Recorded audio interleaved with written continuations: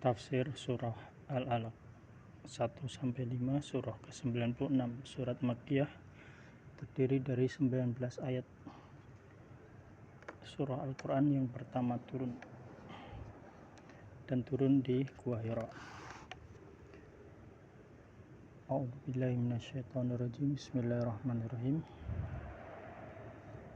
Iqra, bacalah, bismi rabbika, dengan nama Tuhanmu,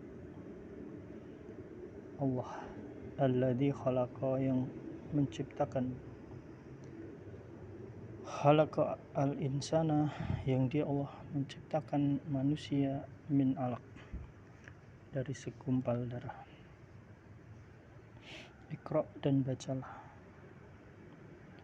wa rabbuka, dan Tuhanmu lah, al-akram, yang maha pemurah.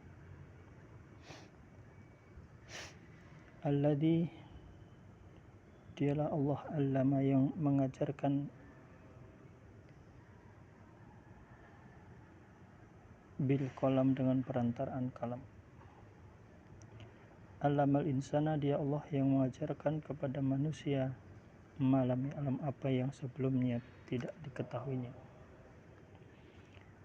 Sesungguhnya Al-Quran yang pertama kali diturunkan adalah ayat mulia ini, merupakan rahmat pertama yang diberikan oleh Allah kepada hambanya, dan nikmat pertama yang dicurahkan Allah kepada mereka, merupakan peringatan tentang awal penciptaan manusia dari segumpal darah.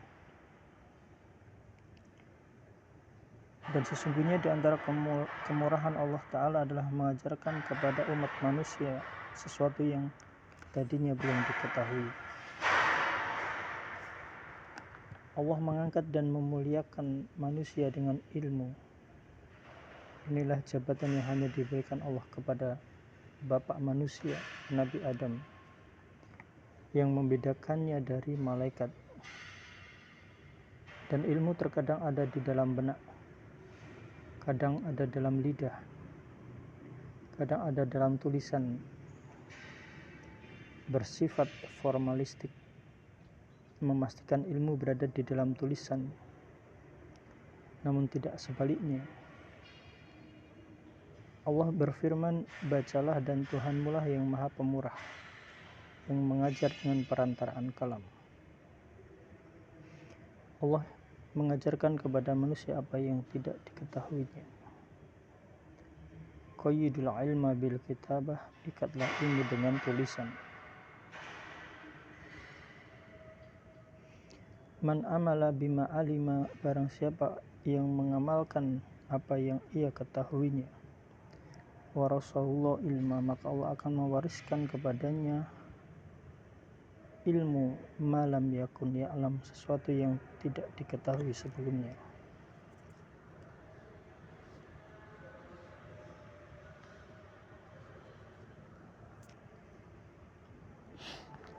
Adapun hadis mengenai permulaan wahyu turun adalah diriwayatkan oleh Imam Ahmad bahwa Aisyah berkata, wahyu yang pertama turun kepada Rasulullah Muhammad SAW adalah mimpi yang benar.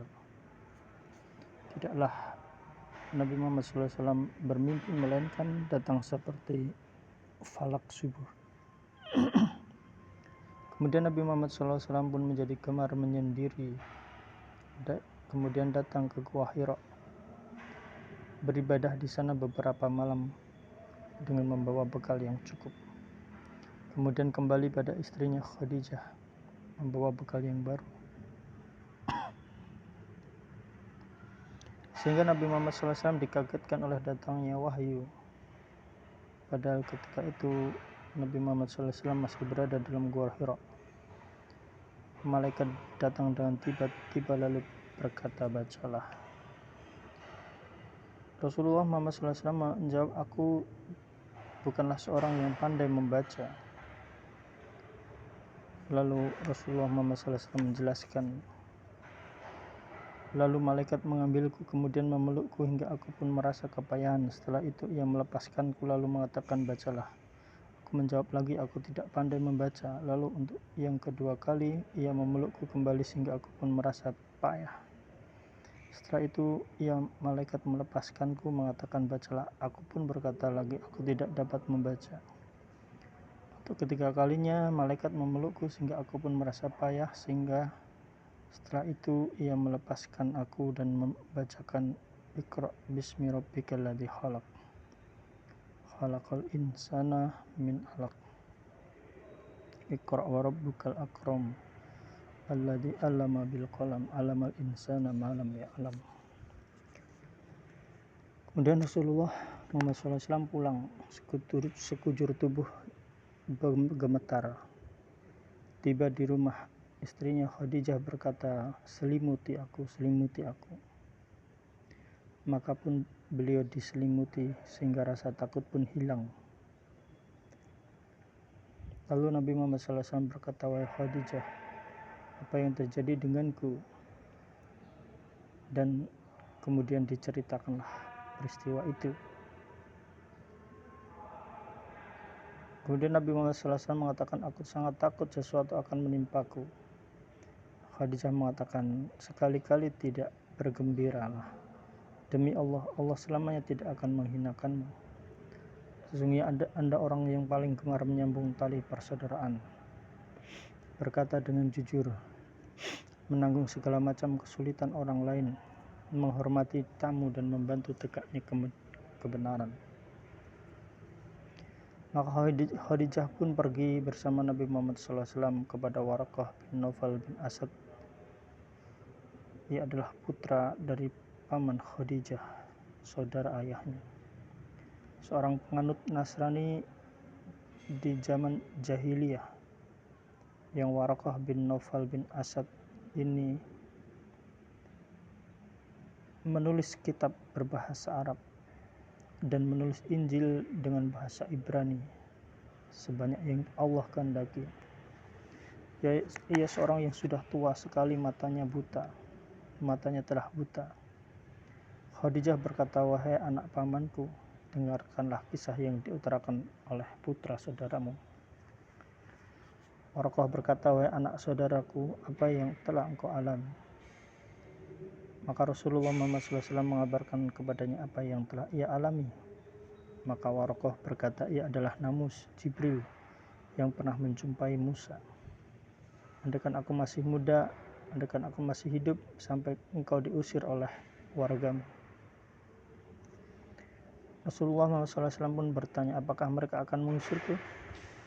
Waraqah menjawab, benar, tidak ada seorang pun yang datang dengan membawa sesuatu yang sama dengan apa yang engkau bawa, kecuali akan dizalimi.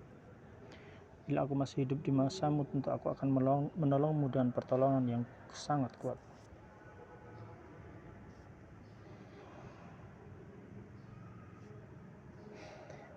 Tidak berapa lama Waraqah pun meninggal dan wahyu berhenti turun. Rasulullah SAW pun bersedih.